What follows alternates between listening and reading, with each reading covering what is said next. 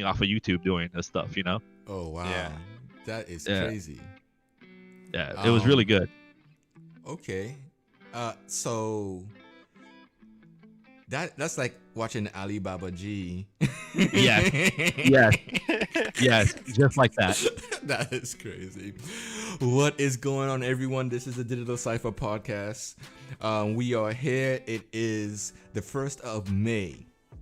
One more month towards E3. My goodness, the year is slowly. One more month. Yes. I am Ebonics with the Don CJG and Dio Zills. What is going on? What is going on, friends? How you doing? How you doing? Doing awesome, feeling good. Thank you. We're about to get into some things. I know I sounded kind of country, but some things because it's interesting. It is interesting what's been going on this week. It seems as though Microsoft has slowed down a little bit on the hype train of branding this week, but they did come out with some things that my friend the Don CJG will talk about. Something a little bit about PC, but then we're going into the Halo. Talk to us, the Don CJG. What's going on in Halo? Yeah, what's going on with Halo? What isn't going on in Halo? Oh gosh. So as I've said many times across these episodes, the final Thursday every month is the big Halo news date, and I stayed up till like 1 a.m. or something to see this news. I was there when it dropped. And, Well, yeah. What happened? You talking about news dropping and you're laughing, man. Like I'm afraid to hear what's going on. Before we get into Infinite, let's stick with some MCC because it's a bit smaller. We can kind of jump into that first. So on Wednesday, Microsoft released a little kind of vision towards PC, kind of what their plans are going forward. And with that, they kind of spoke about Master Chief Collection, which has officially been played by 10 million unique players since it launched in late 2019, which is about a year and a half. 10 million people, that's a lot of it's a lot of different players, man, in a year. That's huge. Just for a game what's been out for a while. Okay. It's big numbers. And speaking of PC, with Halo, obviously Infinite is coming out on PC as well. And that was kind of a big focus towards 343's blog post this month. And it was I'm going to clarify this now. I'm not a huge PC gamer by any means. So there's going to be I tried to simplify this down for the everyman, such as myself. So here are a few. Okay, go ahead. How do you feel about the crossplay then? Because there's gonna be some people who are not too pleased to be playing with PC guys on the Xbox, right? Because of that keyboard and mouse experience, and how different it is from the gamepads. I mean, has there been any discussions about that? Yeah, there was a little bit. Obviously, with MCC right now, it's kind of all over the place. But with Infinite, they are definitely trying to streamline that process a little bit, especially when it comes to ranked play. They did speak about this, and they basically said that when you're playing ranked, you are going to be matched by input. So if you're on a controller, you get matched up with controller players.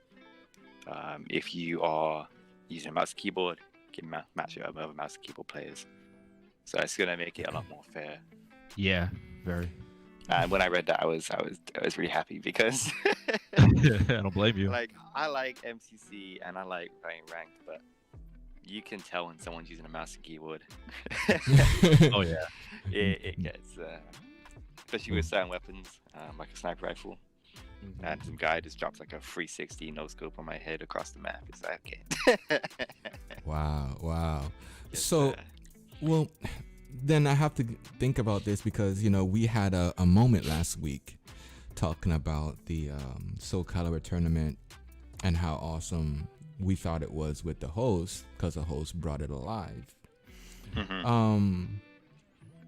This is going to be a little bit different if Halo has a tournament like that, because then, you know, we have the gamepad, we have the keyboard and mouse.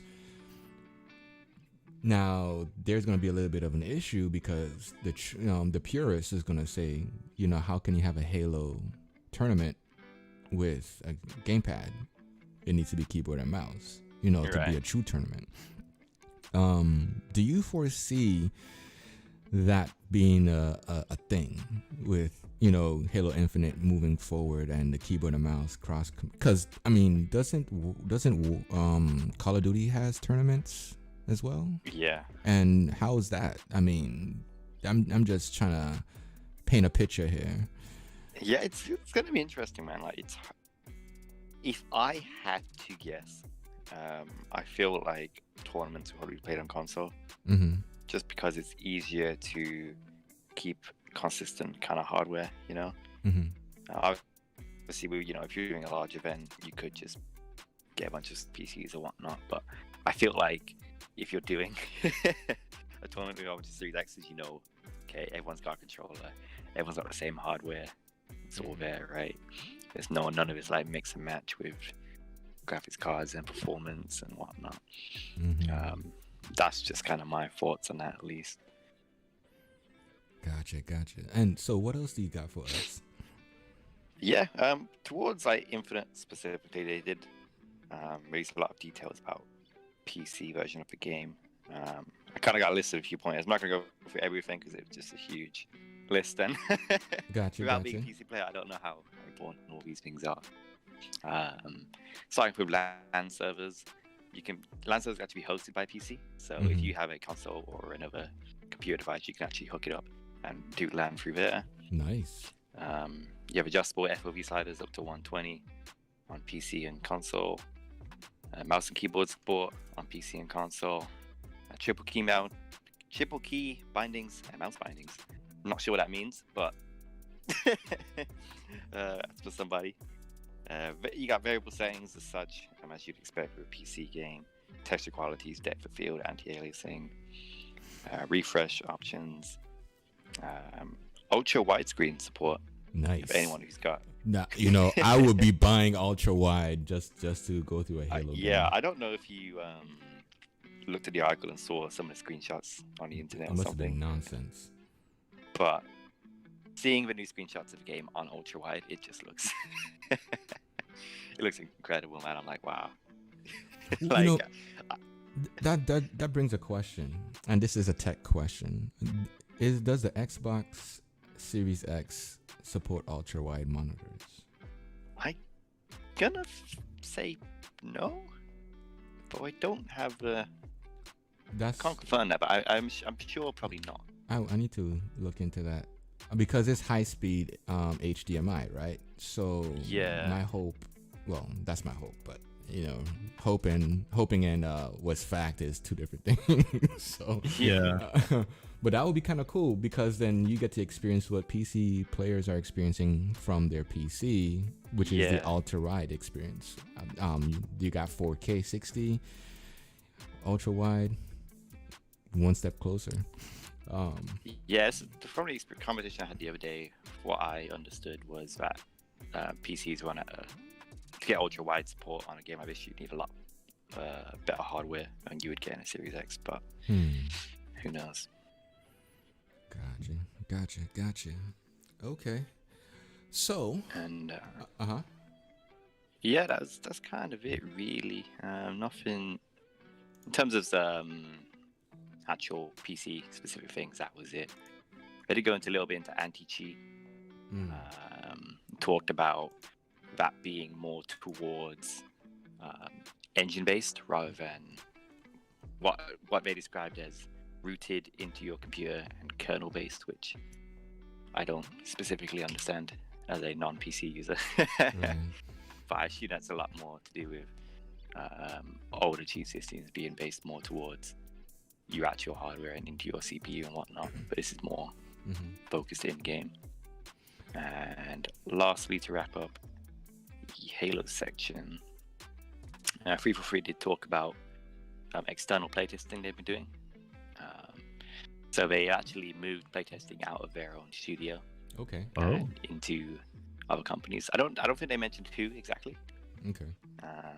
But they did say that the feedback has been really positive, and there's been a huge turnaround in opinion of the game since last year.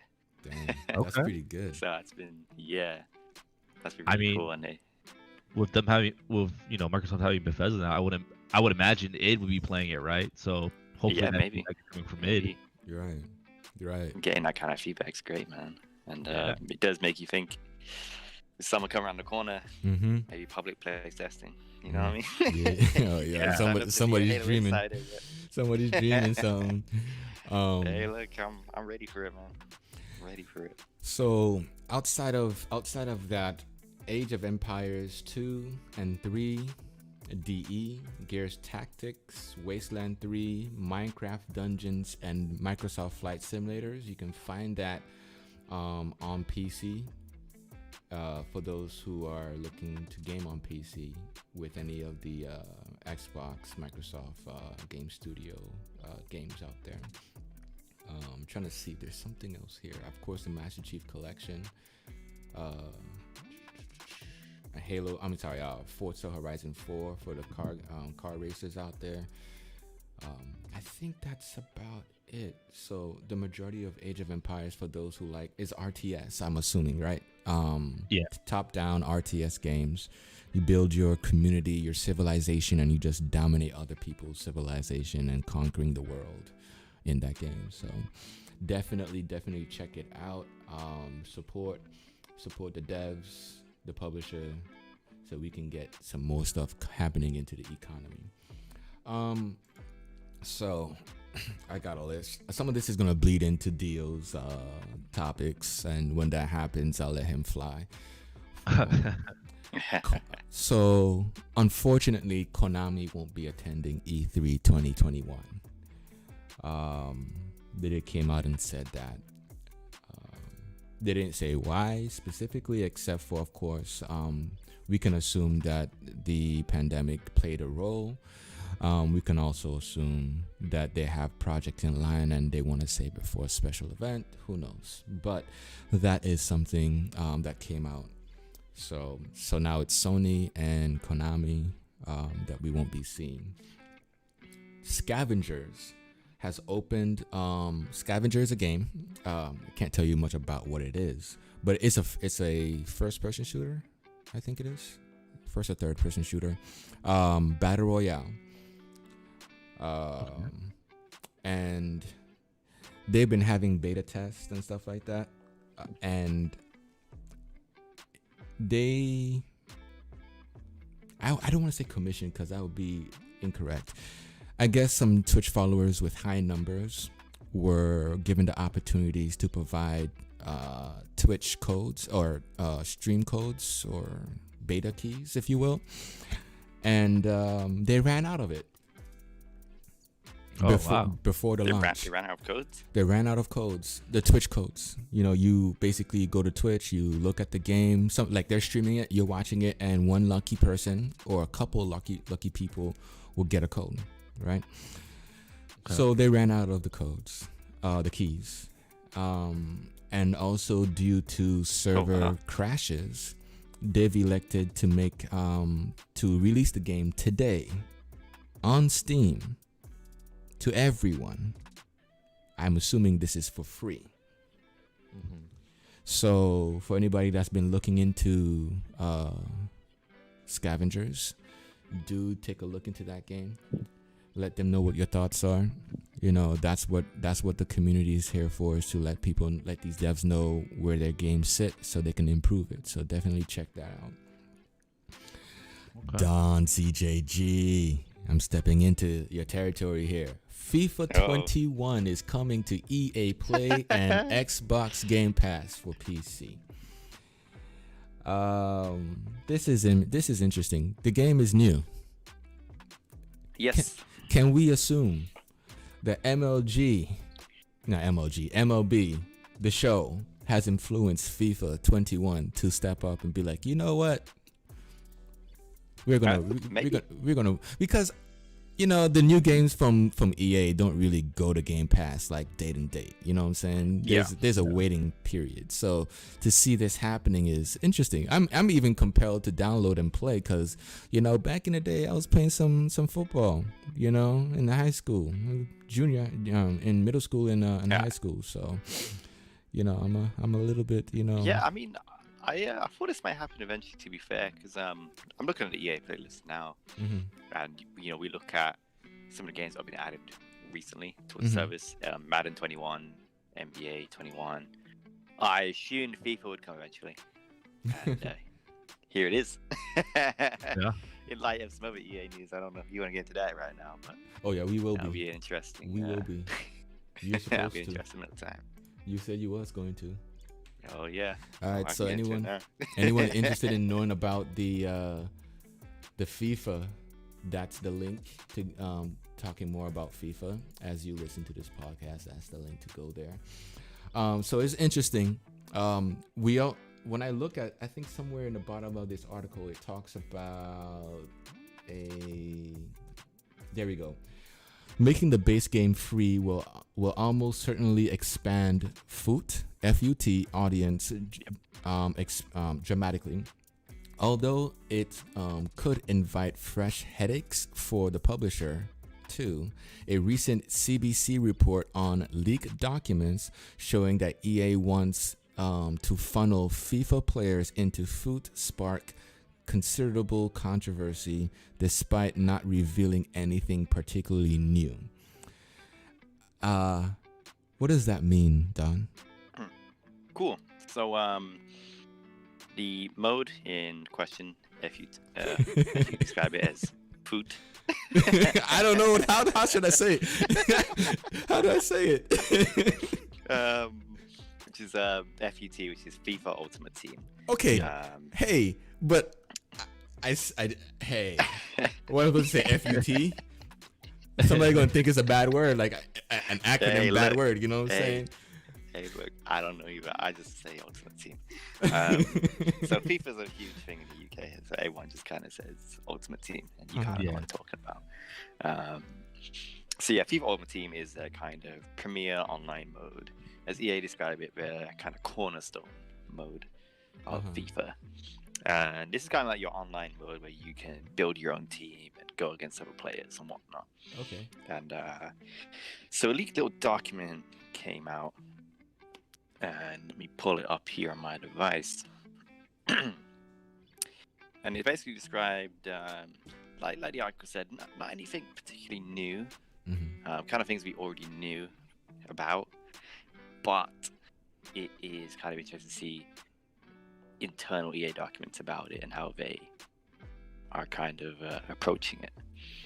And the idea is that they are trying to incentivize players, or as they describe it, incentivize to convert players to go towards this Ultimate Team mode by actively messaging players in game, keep notifying about it, keep kind of pushing them towards that mode. Which fair play, you gotta get people into your online mode, replayability and whatnot. That sounds like an not electric. That sounds like a digital version of a baby crying for milk. Right, yeah. It's kind of one of those little baby dogs you get given, and it's like, come play with me. Okay. And so yeah, so this is a thing. What kind of? It's probably a bit more controversy because, as we all knew from previous episodes, we've just talked about this before. The Ultimate Team and the kind of the packs you get in that mode aren't particularly user friendly. Particularly that trying to earn them legitimately in game is a grind. So much so that EA even specifically call it in one of their documents a grind currency. What? Which was okay. Which was something when I read that I was so taken aback by the fact they even describe it as a grind currency. It's just preposterous. Hey Dio. Dio. Yep. What do you get out of that term grind currency? Well, I think it kind of makes sense, right, in the direction that they're going, because they're trying to copy like that free-to-play game model, and I think even their audience, like just looking quickly at their forums, there's a lot of people who feels if it wasn't a buy to play game, they spend more money on the actual microtransactions. But I mean, you're seeing this more and more with games. I mean, you even see it like with Path of Exile or like Warframe. You're grinding these things that you could either earn yourself or you could just pay. And what will most people do instead of grinding for hours, they're just going to pay for it. You Now, know? for anyone that is new to gaming, and we're talking anyone that doesn't play games and just happen to listen to this podcast, grinding is doing something multiple times and growing your character or that player's level or gear, right? So think of it as a person playing baseball. You know, before the game, they go and they bat in the batting cage for like 5 hours straight, trying to perfect the craft. That's grinding. EA is Electronic Arts. They're the publisher. They're not too well respected in the gaming community. They're respected for the games that they push, but they're not respected for the game. Their ethics of maintaining the community, you know, within the game that they've released. It's kind of weird. It's Their predatory tactics of getting money. Yeah. I'm trying, you know, I can always count on Dio to just keep it straight. You know, that's, you know, where you at? You in like New York area? You know, let's keep it simple. Boom, this is what it is. Yeah. Straight to the point. Straight to the point. You know, so that's what I like about Dio. He told me what it was. He's like, I was playing ESO the other day, and he's like, dude, this guy's trolling you. It's like, is he now? So yeah, you can always count on Dio. But yeah, these legal documents came out saying how they want to, can we say exploit people's time and ability in playing the game to fund microtransactions through FUT? Definitely. Oh, yeah. Like that, yeah. Okay. For sure. Especially, you know, look at the other stories too, that, you know, people don't want to spend hours grinding for some currency, what's going to get them one pack, you know? Right. And even then, A random pack. yeah, and it's been you're not, the odds of you getting something, they've even disclosed it as less than 1%, and what does that even mean? Oh, wow. Is that 0.1? Is that 0? Is that 0.01? Bro. There is an argument where That's like getting a legendary in Outriders. Right. I'm just saying. Yeah, there's some math behind it, and someone basically said you have better chance of winning at a casino than you would in an Ultimate Team pack. Oh, wow. Just because of the casino's actually regulated and loot boxes on. Now, keep in mind that it's funny that you say that. That is, it's worse than going to a casino. That specific experience. But then it's not considered gambling. That's the fight. That loot boxes and the whole strategy behind it is not gambling. That's what they're trying to pitch. But yet, you're spending time. Okay, moving on. Riot is will retain and review voice chat clips as part of Valorant's reporting tools. There's been some bad behavior in the chat. Now, I don't want to hear from Dio because Dio's gonna be like, man, that's normal.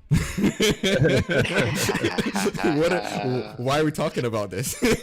This is normal. You open up your window, you know what I'm saying, in a neighborhood, and you hear people cursing up a storm. You can't say, oh, I want to record them outside and then report it to police. The police are gonna curse you out. You know what I'm saying? So, but I get it. You know, Valorant is a brand new game. They're trying to solidify their position within their economy as good people, you know, trying to push the way forward for their Valorant game by making sure that their gamers are happy. And when you have a person, let's say me, playing the game, and I And I said, I don't want to play with this guy who's on my team because he sucks, whatever. And I think he should get a woman or get a man because obviously he can't play. Just light talk, because that is light compared to what actually is being said. They're trying to listen to this, and then whoever reports these sayings, let's say I report down because he's talking malicious things to me, harassing me, whatever, they're going to retain that information. You know me. Mm-hmm. They're going to retain that information and judge accordingly. So this is Valorant. This is not new as far as the action that they're taking, because Xbox does it, PlayStation does it on the chat, the voice chats and stuff like that. So it's not anything new. But to see Valorant do that is interesting. What's the other game they got? Don't they have a MOBA? I think they had one, right? Wasn't that game? What was it called? But it's not League of Legends. No. Is it? I don't remember anymore. Like, who made them? I don't believe that was them. Unacceptable. Give me a second. Let me look it up. But I mean, I could tell you their first problem, and the reason why they're even going this direction is a free to play PvP game with chat. Yeah. So I mean, when you have a free to play game, mm-hmm. people feel less inclined to be polite and watch their mouths. You know. So I mean, you get banned. All you're gonna do is create another account. Yeah, well, just an update. Riot is the team for League of Legends, and they shut that down. This came out 2 days ago. They shut down League of Legends game after creator says Riot tried to extort them. Interesting. Wow. Okay. Anyways, that's a lot of reading. We don't have time for that. So. Just keep in mind, family, community, that when you go out there and you start playing some Valorant, and if you have that foul talk, that's part of your gameplay, just know that Valorant will be recording you in the event that somebody reports you. We had a friend that got reported once, and that was an interesting situation. Call of Duty Warzone in-game event to raise money in aid for veteran medics. This is interesting. I'm gonna put this link in the chat. So this event is helping military vets who are medics, and I think what's the other one? Medics and I don't know. I'm now searching. My bad. So they're basically people who. I'm sorry. Are you talking about Corpsmen? I think, Corpsmen, yes.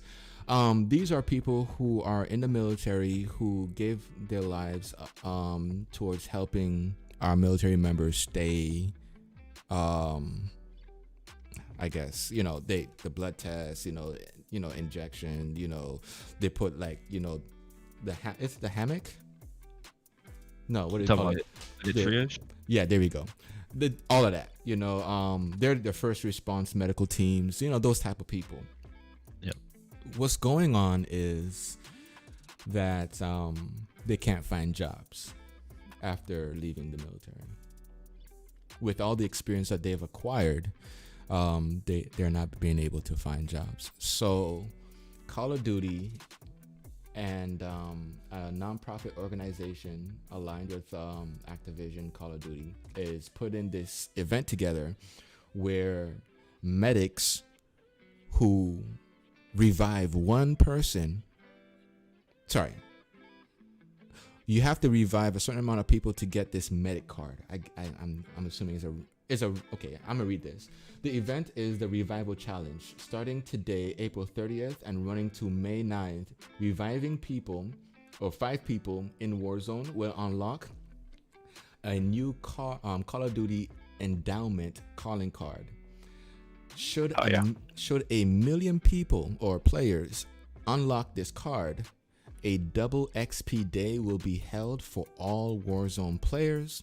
Additionally, every revival challenge completed, Activision Blizzard will pledge $1 to the charity up to $1 million. Right? So let me say, should 1 million players unlock this card, a double XP day will be held for all Warzone players. Additionally, for every revival challenge completed. Yeah, okay. So basically they're asking 1 million people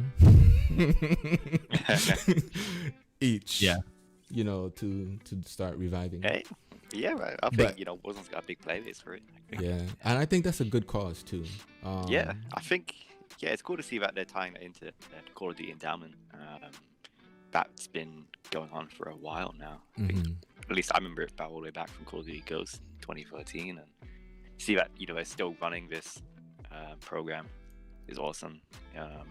For those who don't know as well, in every Call of Duty game, if you go to the store, there is a Call of Duty endowment pack available, and I believe the funds to that go towards veterans.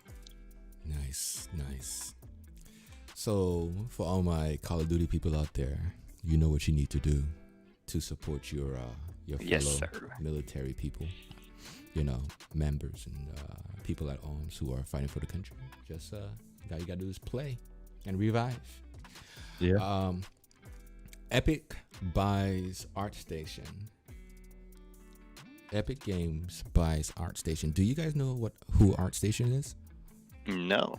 Oh, do not. No? Okay. So ArtStation is the social media platform for content creators in the 3D modeling realm, where they show their work, they get, you know, people critique and things of that nature, and you know, you can sell your work. We're talking sketches, 3D animations, 3D modeling. It's purely art, and Epic Games has purchased that platform. That platform was 30% goes to the platform, and then 70% goes to the artists when they sell their content in the I want to say asset or marketplace for that platform. Epic Games' first rule is to make that 30% and drop it down to 12%. So the same way how only 12% of assets within the Unreal Engine marketplace is being taken by Epic Games, and then the 88% is going towards the actual content creator. I think Microsoft did something very similar too, right? I think Microsoft, well, they're working on their store, the Microsoft store.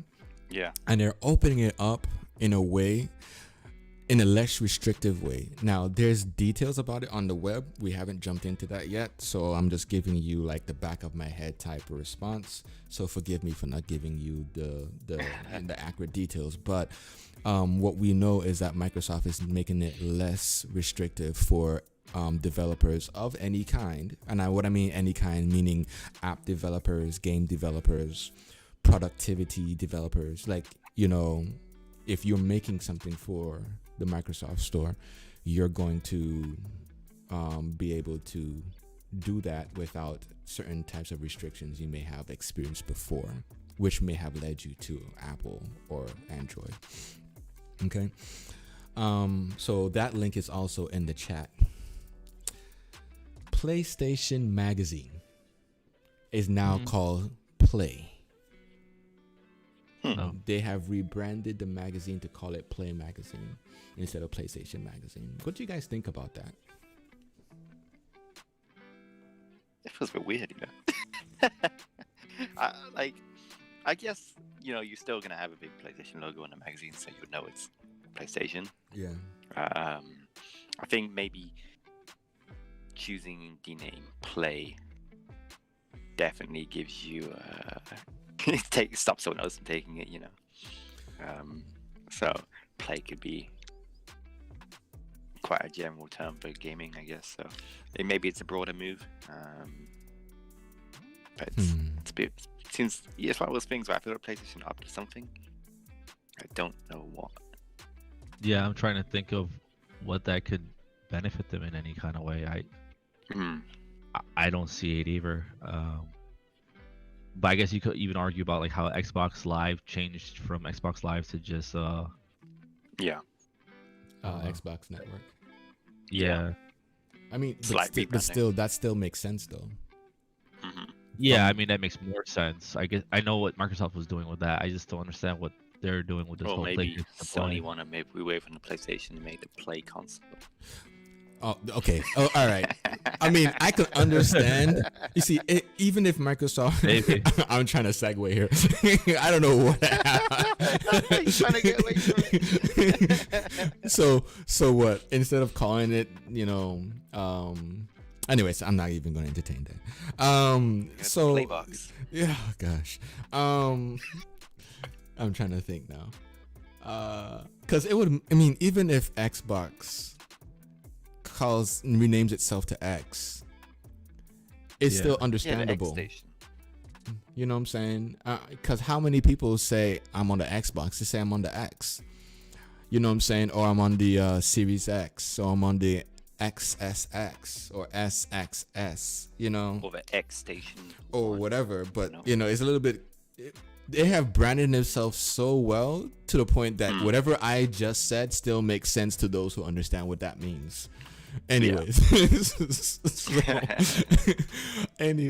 but playing, that is an interesting move, and I'm wondering, what comes to mind is, are they trying to rebrand it in a way so that, I mean, it would suck if PlayStation is no longer PlayStation. And I'm not trying to put this out there to start like some form of console war or whatever, but Play. That sounds like a subscription model to me. Yeah. Jump into Play. That sounds like something you would say if it wasn't really a console, hardware. It's something more digital, more convenient, like how you have the Game Pass. Play could be that, but it's just a magazine, so yeah, I'm overthinking things, but it just, I don't know where this is gonna go. But for those who do look into the PlayStation magazine, it is now called Play Mag or Play Magazine. So just giving you heads up on that.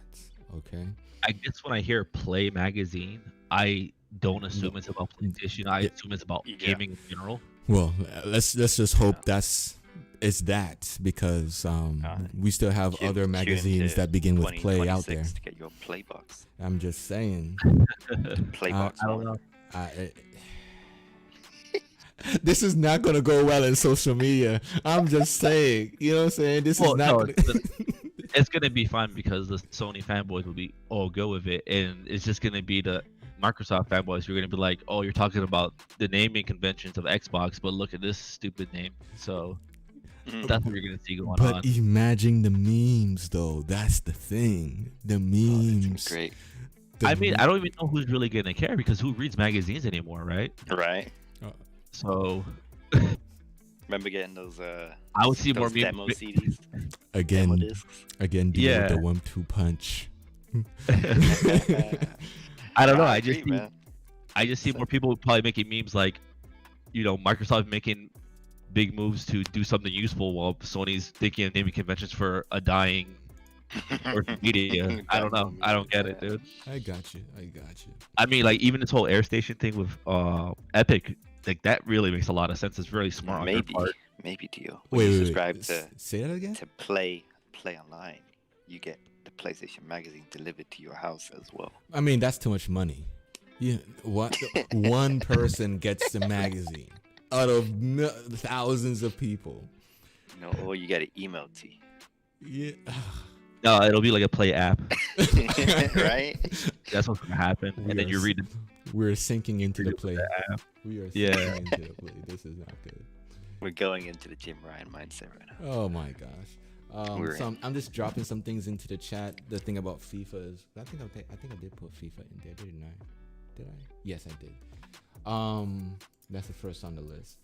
No, but what I was about to touch on was I think the AirStation move by Epic is really smart because you're going to get a lot of artists really motivated to go on the site now because they hear that you can make more money on it. And this is an easy way for them to scout talent. Like, hey, we already have, a deal going on. How about you come work for us because we like your work. We see that you're very creative. This is a really good way for them to scout talent. It's interesting that you mentioned that. Facebook. I'm gonna get back to Facebook.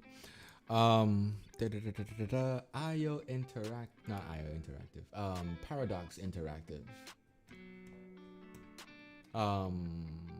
They're also on that toxicity thing. I think we already covered toxicity, so we're not gonna cover Parody Interactive. Facebook acquires Onward developer Downpour Interactive. The silence tells me that you guys don't know about Downpour Interactive and No.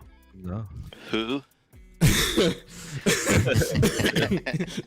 that was such a British way of saying what. You're like, who? I'm done. Oh gosh, bro. So Facebook acquired this company. They didn't release any form of figures on how much they acquired them for, but they made Onward, and Onward is, I'm sure you saw the video Onward, right? I think it's either a Disney or Pixar movie. Onward? Definitely movie, yeah. I've okay. heard of it. All right. So they made a VR version of it, and I guess it's so good that Facebook decided to pick them up, specifically for the Oculus division. I guess that's the only division they have for gaming. So yeah. So that's some news there. Facebook is making moves. Sony invest $200 million into Epic's vision for something that I am interested in, but I'm wondering if that's going to be a reality still. And that is a metaverse. Investing into a metaverse. Do you know what a metaverse is, Don CJG? When you say metaverse, I start thinking of like the Marvel Cinematic Universe. Not gonna lie. Okay. What about you, Dio? Oh, I'm sorry. My bad. Go ahead, Dio. The word verse kind of makes me think of something like, something universal between all their projects. So that's my mindset. Close. What about you, Dio? That was close. It's like pretty much like it's a big virtual space, right? I mean, when I hear metaverse, that's not what I think of. When I hear metaverse, I just think of all like the neckbeards and nerds, like this is the meta, this game, blah blah blah blah blah. And like there's a bunch of these guys all congregating, talking about like the best meta for every game and arguing about it. That's what I picture in my head, but so I'm sure it's some kind of big kind of virtual space or something. So if I had to guess. So the way you said it was, it's a podcast called Meta talking about metaverses with a rock star that says meta the whole time. That's so meta, bro. That was weird, but I mean what I said. Anyways, the way how they're painting this, the writer, and I kind of look at it the same way, is something comparable to Ready Player One. Oh. So, while I would love to see something like that happen, when the CEO, who is of Epic, was painting this picture, he said basically he wanted a system or metaverse to be this environment where when you signed up to one thing, you signed up to all of them, regardless of platform. When you're playing that game is connected to that account. So, for instance, my Xbox account, if I'm playing, let's say God of War has like a multiplayer aspect to it. it would know that I have an Xbox account, and then that would automatically tie in and allow me to play, right? Or Stadia, or Steam, or Unreal Store, whatever their thing is that you can play games on. It's like that system will connect all your accounts and allow you to play whatever game on whatever platform with that one account. That's the metaverse he was talking about. Okay. Interesting. I still like a Roku for gaming. I guess so. Because the other part he was saying was that he doesn't want to have like multiple gardens that are secluded, right? That you have to like leave one garden to come to the next garden. It's more like he wants like one giant gaming space rather than one giant gaming space where you can connect to Microsoft or connect to PlayStation or connect to Stadia with that one account and just benefit each service, like, you know, with that one account. So that would be interesting. I think that's something we talked about too with all these subscription models. You know, Game Pass user tries to play a game on PlayStation, but then PlayStation is saying you have to be on PlayStation Now. Let's say that's their Game Pass alternative, and says, you know, I said, so he buys into that, so he's paying not $15 but $30 for two separate subscriptions, kind of like Hulu, Netflix, and the other joints, right? So yeah, that's what this is about. One account to rule them all. So other than that, Ubisoft, there was a situation that happened with Ubisoft where somebody called in some form of